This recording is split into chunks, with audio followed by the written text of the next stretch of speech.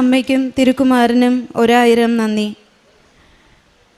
പരിശുദ്ധ അമ്മ ജീവനോടെ പ്രത്യക്ഷപ്പെട്ട ഈ പുണ്യഭൂമിയിൽ പാപിയായ എന്നെയും എൻ്റെ കുടുംബത്തെയും സാക്ഷ്യത്തിനായി ഉയർത്തിയതിന് 1000 നന്ദി പറയുന്നു. ഞാൻ 2019 ഡിസംബർ 21-ാം തീയതിയാണ് ഇവിടെ നിന്ന് ഉടമ്പടി എടുത്തത്. എൻ്റെ പേര് പ്രമീള, ഇതെൻ്റെ ഹസ്ബൻഡ് സിൽവ, ഇതെൻ്റെ മൂത്ത മോൻ അഭിലാഷ് പി സിൽവ, ഇതെൻ്റെ രണ്ടാമത്തെ മോൻ അഭിഷേക് പി സിൽവ, എനിക്ക് മൂന്നാമത്തെ ഒരു മോനുണ്ട് അഭിജിത്ത് പി സിൽവ. ഞങ്ങൾ ഒരുമിച്ച് വരാനിരുന്നതായിരുന്നു. അവനൊരു പ്രത്യേക കാരണത്താൽ ഇന്ന് വരാൻ സാധിച്ചില്ല. അതിൽ ഞങ്ങൾക്ക് വിഷമമുണ്ട്. തിരുവനന്തപുരം അടിമലത്ര ഇടവകയിൽ നിന്നാണ് ഞങ്ങൾ വരുന്നത്. ഉടമ്പടി എടുത്തതിനെ തുടർന്ന് കോവിഡിൻ്റെ ബുദ്ധിമുട്ട് കാരണം എനിക്ക് ഇവിടെ വന്ന് ഉടമ്പടി പുതുക്കുവാനോ അതുപോലുള്ള മറ്റു കാര്യങ്ങൾ ചെയ്യുവാനോ സാധിച്ചില്ല. പക്ഷേ എൻ്റെ പ്രാർത്ഥനാ ജീവിതം, ഉപവാസം, വചനവായന, പ്രേക്ഷിത കാരുണ്യ പ്രവർത്തികൾ, അതിനൊന്നും ഞാൻ മുടക്കം വരുത്തിയിട്ടില്ലായിരുന്നു. ഞാൻ 2019 ഉടമ്പടി എടുക്കാൻ വരുമ്പോൾ എൻ്റെ ഈ മൂത്ത മോനും ഞാനുമായിട്ടാണ് ഇവിടെ വന്നത്. ആ സമയത്ത് അവനൊരു ASO പോസിറ്റീവ് എന്ന് പറയുന്നത് ഒരു ബുദ്ധിമുട്ടുണ്ടായിരുന്നു. അതെന്ന് പറയുന്നത് ഇവൻ നല്ല ബൾക്കി ആയിരുന്നു. അപ്പോൾ കളിക്കാൻ പോകുമ്പോൾ കുട്ടികളൊക്കെ അവനെ കളിയാക്കും, ഉണ്ടപ്പക്കറു ഗുണ്ടത്താൻ എന്നൊക്കെ പറഞ്ഞ് കളിയാക്കും എന്ന് പറഞ്ഞാൽ ആൾ വീട്ടിൽ വന്ന് ഭയങ്കര സങ്കടമാണ്. അങ്ങനെ ഭയങ്കര ഹാർഡ് വർക്ക് എക്സർസൈസ് ചെയ്ത് സഡൻലി ആൾ വെയിറ്റ് ലോസായി. അപ്പോൾ ആൾക്ക് ഭയങ്കര ചെസ്റ്റ് പെയിന്, തലകറക്കം, അങ്ങനത്തെ കുറേ ബുദ്ധിമുട്ടുകൾ ഉണ്ടായപ്പോൾ ഹോസ്പിറ്റലിൽ പോയി ചെക്ക് ചെയ്തപ്പോഴാണ് ASO പോസിറ്റീവ് ആയത്. അതിൻ്റെ സിംറ്റംസാണിത്. അതിൻ്റെ ഒരു സീരിയസ് കേസ് എന്ന് പറയുന്നത് 2 ഇയേഴ്സ് കണ്ടിന്യൂസ് ആയിട്ട് ആ മെഡിസിൻ ഉപയോഗിക്കണം. ഇൻ കേസ് ആ 9 o'clock എടുക്കുന്ന മെഡിസിൻ 1 മിനിറ്റ് ലേറ്റായാൽ പോലും അത് വീണ്ടും റീസ്റ്റാർട്ട് ചെയ്യേണ്ട ഒരു അവസ്ഥയാണ്. അപ്പോൾ പല ദിവസവും ഞാൻ മറന്നു പോയിട്ട് സ്കൂളിൽ കൊണ്ടു കൊടുക്കേണ്ട അവസ്ഥയാണ് വന്നത്. അപ്പോൾ ഉടമ്പടി എടുക്കാൻ വന്നപ്പോൾ ഞാൻ ആ നിയോഗം വെച്ചു, പ്രാർത്ഥിച്ചു. 1 മാസം കഴിഞ്ഞ് അതിൽ പിന്നെ മരുന്ന് കഴിച്ചില്ല. 1 മാസം കഴിഞ്ഞ് ടെസ്റ്റ് ചെയ്തപ്പോൾ കാര്യം നോർമലായി. പിന്നെ കോവിഡിൻ്റെ ആ സമയത്ത് തന്നെ കോവിഡിൻ്റെ ഡെത്ത് റേറ്റ് ഹൈ ആയിരിക്കുന്ന ആ സമയത്ത് എൻ്റെ ഹസ്ബൻഡ് അവരുടെ കോവർക്കേഴ്സുമായിട്ട് ജോലി ചെയ്തുകൊണ്ട് അടുത്ത് നിന്ന് ജോലി ചെയ്യുമായിരുന്നു. അപ്പോൾ അതിൽ 2 പേർക്ക് അവരുടെ ബുദ്ധിമുട്ടുകൾ കാരണം ചെക്ക് ചെയ്തപ്പോൾ കോവിഡ് പോസിറ്റീവായിരുന്നു. പക്ഷേ ആ സമയത്ത് ഞാൻ മാതാവിൻ്റെ ഉടമ്പടി തൈലവും കാശുരൂപവും, ഉടമ്പടി തൈലം നെറ്റിയിലും നെഞ്ചിലുമൊക്കെ കുരിശു വരച്ച് പ്രാർത്ഥിച്ചു. കാശുരൂപവും കൊടുത്ത് ടെസ്റ്റ് ചെയ്യാൻ വിട്ടപ്പോഴേക്കും അത് നെഗറ്റീവായിരുന്നു. അത് ഞങ്ങൾക്ക് ഭയങ്കര ഒരു അതിശയമായിരുന്നു. പിന്നെ ഈ 2024 കഴിഞ്ഞ ഫെബ്രുവരി 26-ന് എൻ്റെ ഈ മോന് 18 വയസ്സാണ്. അപ്പോൾ അന്ന് മാതാവിൻ്റെ അടുത്ത് അവനെ സമർപ്പിക്കണമെന്ന് എനിക്ക് ആഗ്രഹം ഉണ്ടായിരുന്നു. അപ്പോൾ ഹസ്ബൻഡിനോട് പറഞ്ഞപ്പോൾ ഞങ്ങളെല്ലാവരും ഒരുമിച്ച് തന്നെ ഇങ്ങോട്ട് വരികയും കൊട്ടിയത്തെത്തിയപ്പോൾ വണ്ടി കംപ്ലൈൻ്റ് ആവുകയും ചെയ്തു. ഞങ്ങൾ രാത്രി പാതിര കഴിഞ്ഞ് 12:45-നാണ് വീട്ടിൽ നിന്ന് ഇറങ്ങിയത്. കൊട്ടിയത്തെത്തിയപ്പോൾ 3:45. ആ സമയത്ത് പോകുന്ന വണ്ടിക്കാരെയൊക്കെ സഹായത്തിന് വിളിച്ചപ്പോൾ ആരും നിർത്തിയില്ല. അപ്പോൾ ഹസ്ബൻഡ് പറഞ്ഞു, നിങ്ങളെ ഞാൻ ട്രാൻസ്പോർട്ട് ബസ്സിൽ കയറ്റി വിടാം, ഞാനിവിടെ ഏതെങ്കിലും വർക്ക്ഷോപ്പ് കണ്ടെത്തി നേരം വെളുത്തിട്ട് വണ്ടി ശരിയാക്കിയിട്ട് വരാമെന്ന്. അപ്പോൾ ഞാൻ പുറത്തിറങ്ങിയിട്ട് അതിൻ്റെ ആക്സിലറേറ്ററിൽ ഉടമ്പടി കാശുരൂപം വെച്ച് പ്രത്യക്ഷീകരണ പ്രാർത്ഥന ചൊല്ലിയിട്ട് അമ്മയോട് പറഞ്ഞു, അമ്മേ, ഞങ്ങൾ കുടുംബമായിട്ട് അമ്മയുടെ അടുത്ത് വരുന്നത് അമ്മയ്ക്ക് ഇഷ്ടമില്ലേ? അമ്മയ്ക്ക് ഇഷ്ടമാണെങ്കിൽ ഈ വണ്ടിയിൽ തന്നെ ഞങ്ങൾ ഒരുമിച്ച് അമ്മയുടെ സന്നിധിയിൽ എത്തിക്കണമെന്ന് പറഞ്ഞു. അങ്ങനെ ഇടയ്ക്കിടയ്ക്ക് സ്റ്റാർട്ട് ചെയ്തുകൊണ്ടിരിക്കുമ്പോഴും ഞാൻ സ്റ്റാർട്ട് ചെയ്യുമ്പോൾ അത് വണ്ടി ജമ്പ് ചെയ്തിട്ട് ഓഫാകുന്നു. അപ്പോൾ ഞാൻ കുറേ കഴിഞ്ഞ് വീണ്ടും സ്റ്റാർട്ട് ചെയ്തപ്പോൾ വണ്ടി സ്റ്റാർട്ടായി. ആ വണ്ടിയിൽ തന്നെയാണ് ഞങ്ങളിവിടെ വന്നത്. അന്ന് ഞാൻ ഉടമ്പടി സാക്ഷ്യം പറയുമെന്ന് നേർന്നിരുന്നു. പക്ഷേ അന്ന് എഴുതി കൊടുത്തപ്പോൾ സിസ്റ്റർ പറഞ്ഞു, ഇനി അടുത്തെന്തെങ്കിലും കൂടെ ഉണ്ടാകുമ്പോൾ ഒപ്പം പറയാമെന്നായിരുന്നു. പിന്നെ 10th എൻ്റെ മക്കൾ, ഈ മോന് 8th കോവിഡ് ആയിരുന്നത്. ആ സമയത്ത് അവന് 8th ലാസ്റ്റ് 9th 10th അവൻ്റെ ആ സ്റ്റഡി ടച്ച് അങ്ങ് വിട്ടുപോയി. ആൾക്ക് ബേസ് പോലും ഇല്ലാത്തൊരവസ്ഥയായിരുന്നു. അപ്പോൾ 10th ഞാൻ മാതാവിനോട് പറഞ്ഞു, മാതാവേ, എൻ്റെ മോന് ഫുൾ A+, അവൻ നന്നായിട്ട് ക്ലാസ്സിൽ ടോപ്പായിട്ട് പഠിച്ചുകൊണ്ടിരുന്ന കുട്ടിയായിരുന്നു. അപ്പോൾ അങ്ങനെ അവർക്ക് ഗ്രേസ് മാർക്കൊന്നുമില്ല, ഫോക്കസ് പോയിൻ്റ് ഒന്നുമില്ല. സഡൻലിയാണ് ഒരു ഡിക്ലറേഷൻ ഉണ്ടായത്, ഫുൾ പോർഷൻ ഉണ്ടെന്ന്. അപ്പോൾ ഞങ്ങൾക്ക് ആകെ വിഷമമായി. പക്ഷേ ഞാൻ മാതാവിനെ ഏൽപ്പിച്ചു. റിസൾട്ട് വന്നപ്പോൾ അവന് ഫുൾ A+ ആയിരുന്നു. അതുപോലെ തന്നെ +1 വന്നപ്പോഴും ഞങ്ങളുടെ വീടിൻ്റെ പണിയുടെ ആ സമയത്ത് കുടുംബ വീട്ടിലായിരുന്നു താമസം. അപ്പോൾ അവിടെ എല്ലാവരും ഉള്ളതുകൊണ്ട് മോന് നന്നായിട്ട് പഠിക്കാനൊന്നും സാധിച്ചില്ല. +1 അവന് പെർസെൻറ്റേജ് വളരെ കുറവായിരുന്നു. പക്ഷേ +2 എത്തിയപ്പോൾ ഞങ്ങളുടെ വീട്ടിൽ ഞങ്ങളെത്തി. ഞാൻ മാതാവിനോട് പറഞ്ഞു, മാതാവേ, എൻ്റെ മോന് ഞാൻ ആഗ്രഹിക്കുന്നത് അത്യാഗ്രഹമാണെന്ന് എനിക്കറിയാം, എന്നാലും മാതാവ് മോന് ഫുൾ A+ കൊടുക്കണം. അവന് ഫുൾ മാർക്ക് എടുത്താൽ പോലും ഫുൾ A+ കിട്ടില്ലായിരുന്നു. പക്ഷേ മാതാവ് 4 A+ഉം 2 Aയും നൽകി അനുഗ്രഹിച്ചു. അത് അവനെ സംബന്ധിച്ചും ഞങ്ങളുടെ നാട്ടിലും അവനാണ് ഇത്രയും ആ പെർസെൻറ്റേജ് ഉള്ളത്. പിന്നെ എൻ്റെ മൂത്ത മോൻ, എൻ്റെ ഈ രണ്ടാമത്തെ മോനും 10th ഫുൾ A+ഓടെ ഒരു ഗ്രേസ് മാർക്കും ഇല്ലാതെ ഫുൾ A+ഓടുകൂടി തന്നെ പാസ്സായത്. അതുപോലെ തന്നെ മോനി നേരത്തെ പറഞ്ഞതുപോലെ ഞങ്ങളുടെ വീട്ടിൽ റോഡ് വീലറിന് സുഖമില്ലാതെ അവൻ ചെയ്യുന്നത് എനിക്കറിയില്ല. പക്ഷേ ഞാനും ഉടമ്പടി തൈലം കൊണ്ട് ആ ഡോഗിൻ്റെ നെറ്റിയിൽ കുരിശ് വരച്ച് കൊടുക്കുമ്പോഴേക്കും അത് അല്പം ആഹാരം കഴിക്കും. ഇത് സിമ്പിളായിട്ട് തോന്നുമായിരിക്കും, പക്ഷേ മാതാവിൻ്റെ ഉടമ്പടി വസ്തുക്കളുടെ ആ ഒരു പ്രസൻസാണ് നമുക്ക് മനസ്സിലാവുന്ന. ഞങ്ങൾക്ക് ഓരോരുത്തർക്കും മാതാവ് വെളിപ്പുറത്ത് തന്നെയുണ്ട്. എൻ്റെ എല്ലാ ആവശ്യങ്ങളും ഞാൻ മാതാവിനോട് പറയാറുണ്ട്. മാതാവ് എനിക്കതിന് ഉത്തരം തരാറുണ്ട്. ഞാൻ വെളുപ്പിന് 3 മണിക്ക് എണീറ്റ് രക്തക്കണ്ണീർ ജപമാല ചൊല്ലും.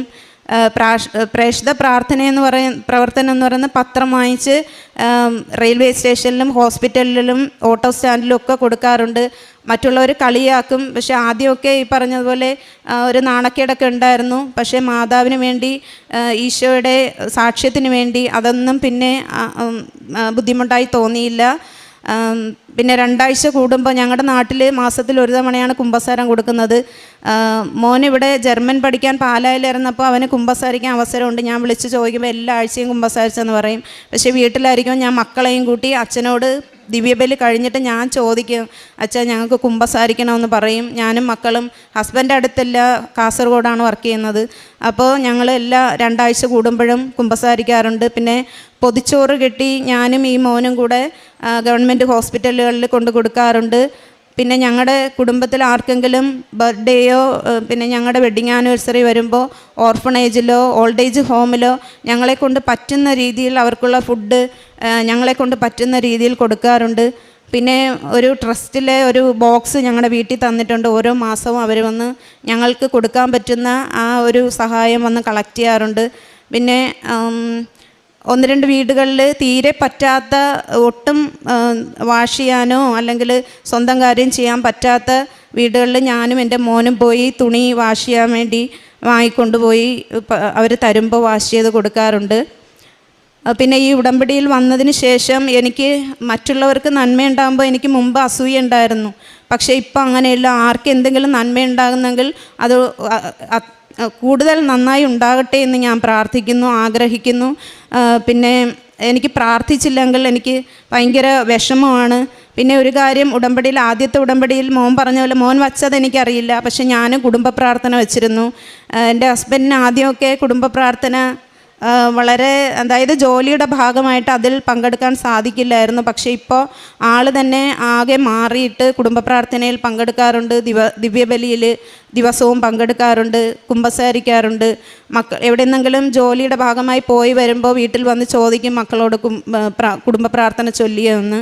അപ്പോൾ അതൊക്കെ വലിയ ഒരു അനുഗ്രഹമായി. ഞങ്ങൾ ഏതെങ്കിലും യാത്രയിലായിരുന്നാൽ വണ്ടിയിലിരുന്ന് തന്നെ കുടുംബ പ്രാർത്ഥന സന്ധ്യയ്ക്ക് ചൊല്ലാറുണ്ട്.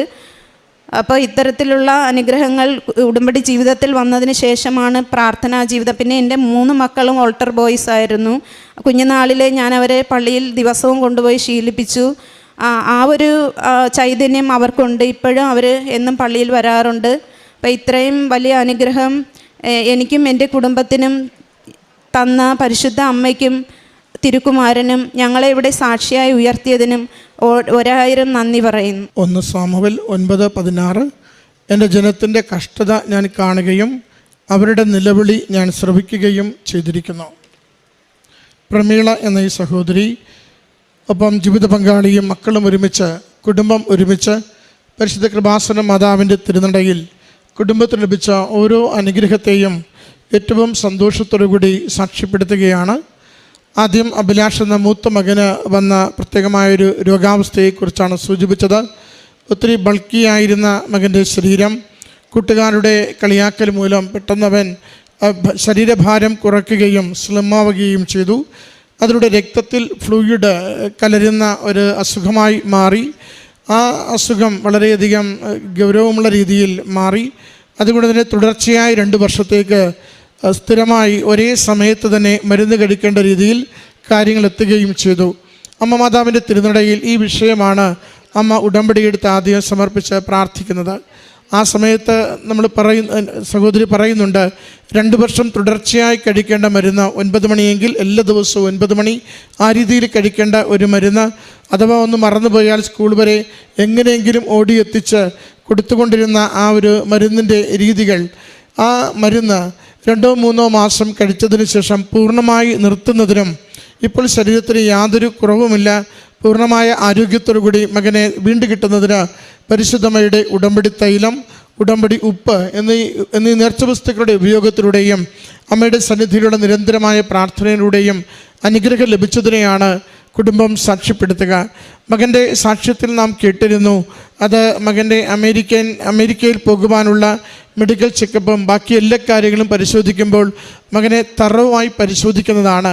മകൻ അമേരിക്കയിലേക്ക് ഈ അടുത്ത നാളുകളിൽ പോകുന്നതിന് വേണ്ടിയുള്ള എല്ലാ ചെക്കപ്പിലും ശരീരം ഫിറ്റാണെന്നും യാതൊരു കുഴപ്പവുമില്ലെന്നും ഡോക്ടർമാർ സാക്ഷ്യപ്പെടുത്തുകയും ചെയ്തു. അങ്ങനെ അമ്മ മാതാവിലെ എടുത്ത ആ ഉടമ്പടി തൈലവും ഉടമ്പടി ഉപ്പിലൂടെയും മകന് വന്നിരുന്ന പ്രത്യേക തരത്തിലുള്ള രോഗാവസ്ഥ സൗഖ്യപ്പെടുത്തുന്നതിന് കാരണമായത് കുടുംബം സാക്ഷ്യപ്പെടുത്തുകയാണ്.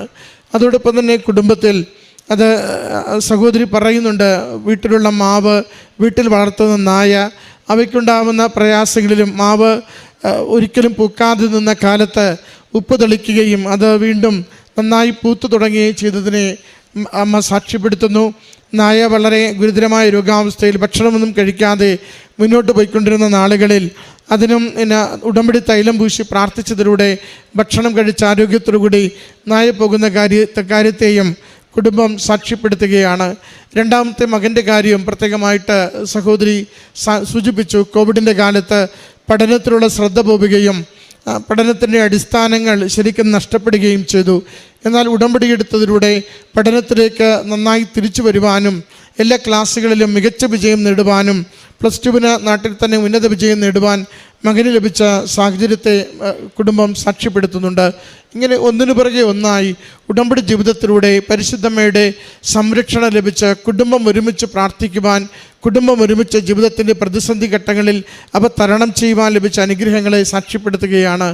വാഹനം ഇടയ്ക്ക് വെച്ച് കൃപാസനത്തിലേക്ക് വരുന്ന വഴിയിൽ വെളുപ്പിന് 3:45 കൊല്ലത്ത് വെച്ച് വാഹനം കേടായതും ആരും ഒന്ന് സഹായിക്കുവാനോ നിർത്തുവാനോ ശരിയാക്കുവാനോ ഇല്ലാതെ ഏറെ ക്ലേശിച്ച മണിക്കൂറുകളിൽ ഉടമ്പടി കാശുരൂപം വെച്ച് ആക്സിലേറ്ററിൽ ഉടമ്പടി കാശുരൂപം വെച്ചുകൊണ്ട് ആ വാഹനത്തിൽ കൃപാസനം വരെ കുടുംബം ഒരുമിച്ച് എത്തിച്ചേരുവാനും തിരികെ പോരുവാനും വേണ്ടി കുടുംബം പ്രാർത്ഥിച്ചത് സഹോദരി പ്രത്യേകമായിട്ട് അമ്മ മാതാവിനെ വിളിച്ചു പ്രാർത്ഥിച്ചതും സഞ്ചാരി മാതാവ് വാഹനത്തിൻ്റെ ആ ഉണ്ടായ കേടുപാടുകൾ മുഴുവനും മാറ്റിക്കൊണ്ട് ഇവിടം വരെ യാത്രയെത്തി പ്രാർത്ഥിച്ച് ഉടമ്പടി പുതുക്കി തിരികെ ഭവനത്തിലെത്തുന്നവരെയും യാതൊരു കുഴപ്പവുമില്ലാതെ ആ വാഹനത്തിൻ്റെ എല്ലാ ടെക്നിക്കലായിട്ടുള്ള പ്രശ്നങ്ങളും മാറ്റിക്കൊടുത്തതിനെ സാക്ഷ്യപ്പെടുത്തുന്നുണ്ടായിരുന്നു. ഇങ്ങനെ കുടുംബം ഇങ്ങനെ അണമുറിയാതെ സാക്ഷ്യം പറയുകയാണ്.